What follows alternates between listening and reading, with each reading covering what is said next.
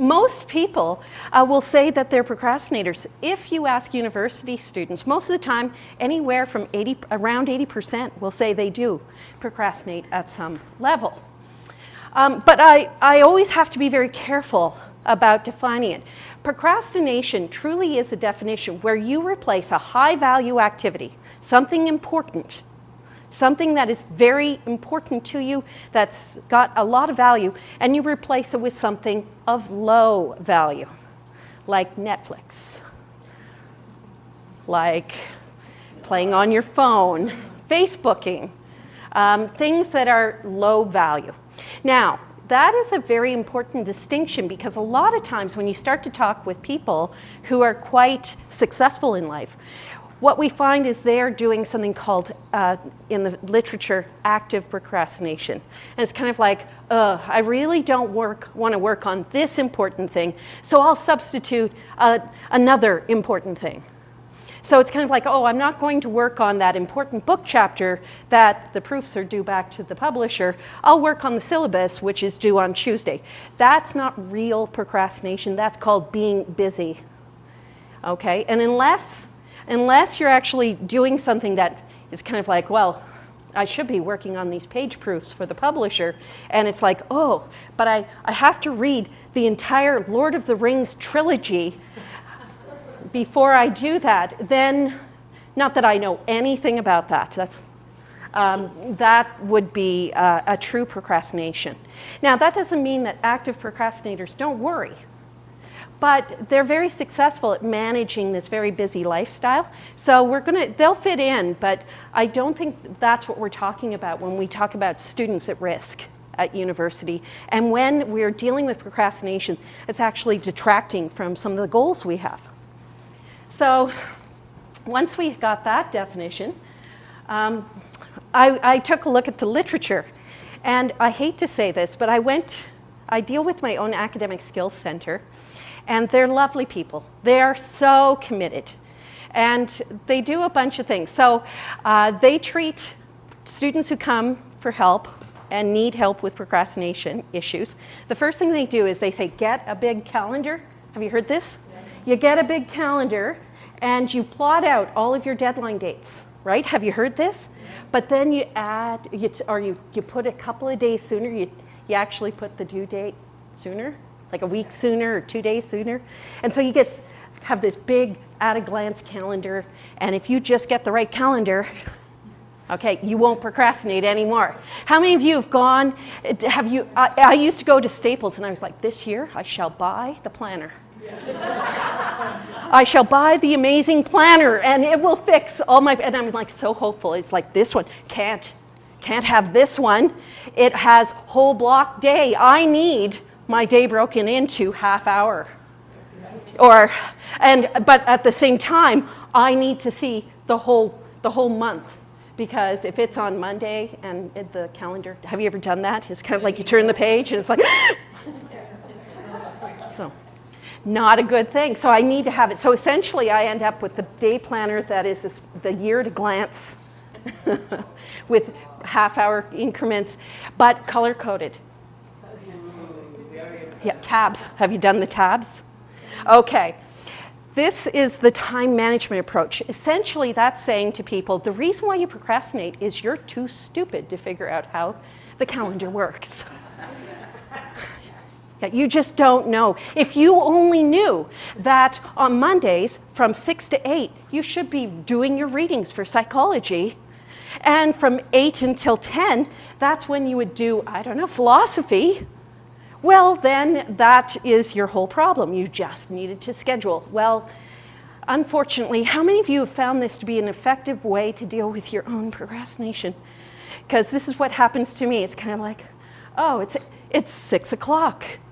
I should be doing my work to develop my courses for tomorrow. After this show.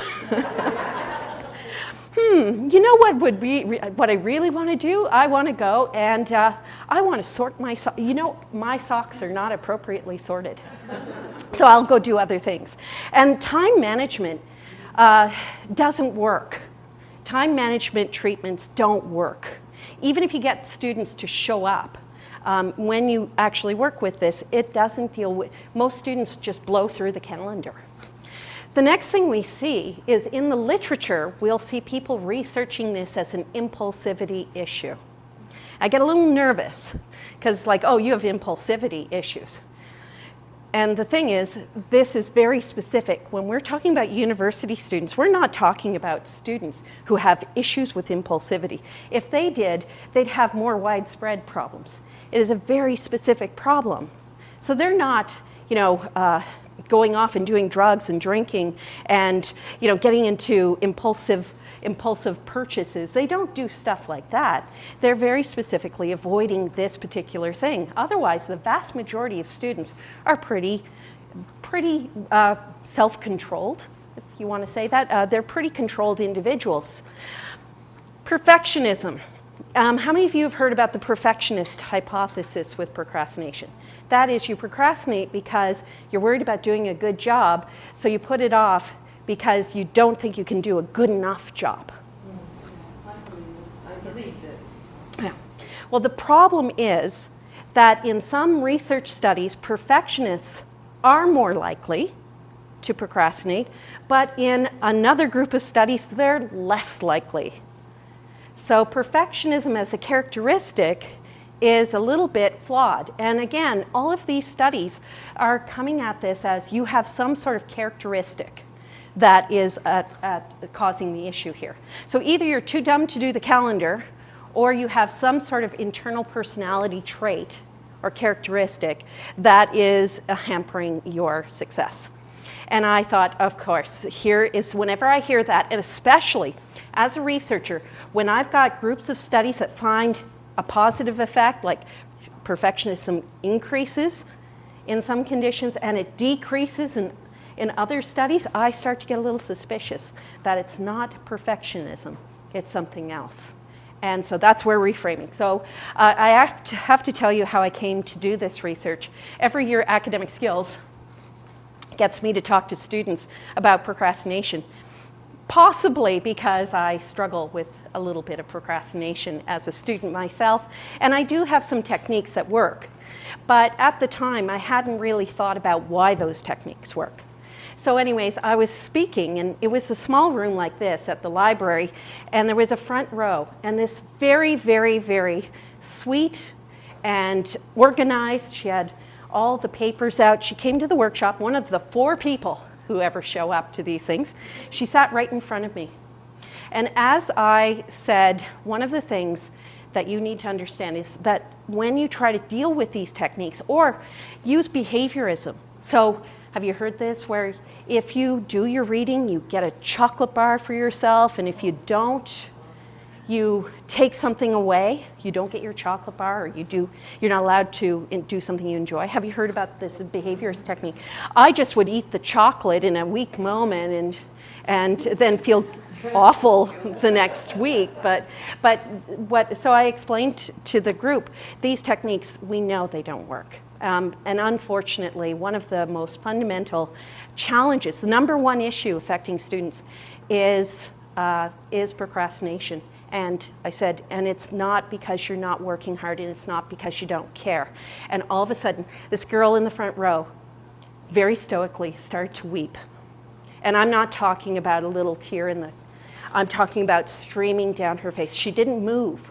She didn't give any cue, so nobody behind her knew. But I'm looking at this person collapsing in front of me. And I said, I need a better answer for that person. I need a better answer for that woman. Because it turned out she was in her 3rd year doing an overload concurrent ed program. She wanted to be a teacher, and she felt like her procrastination had gotten to the point where she was about to lose it all.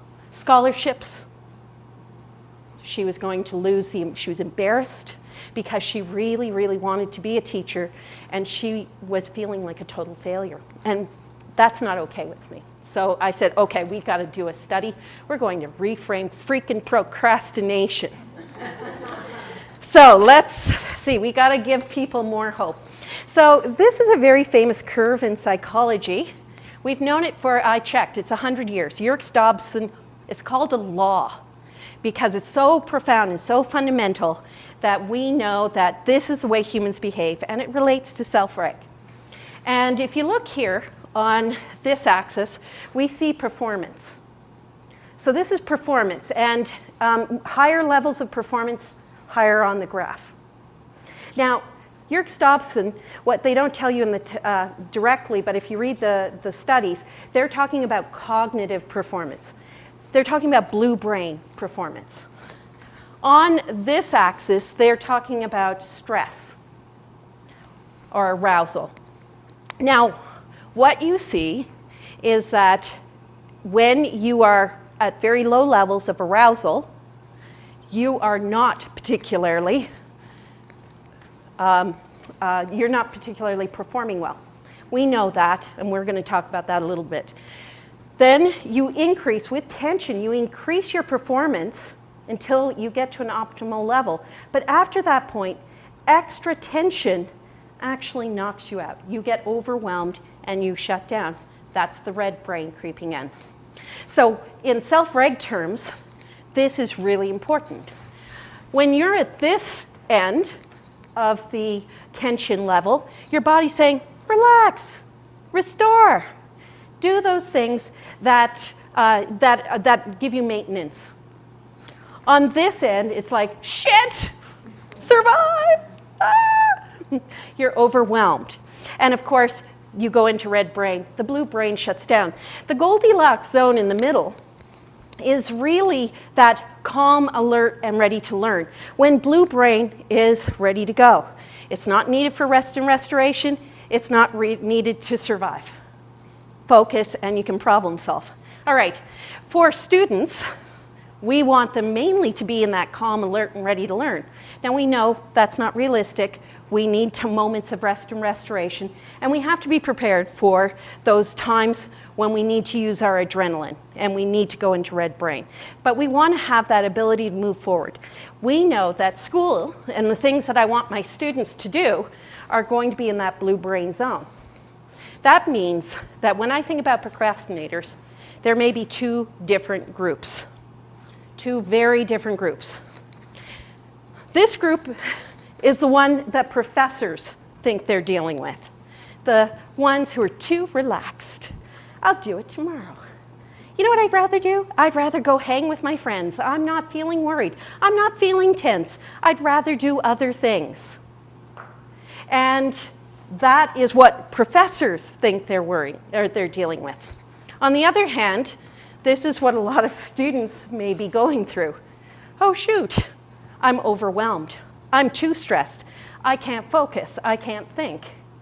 And there is a reason why. You're too high on the stress level.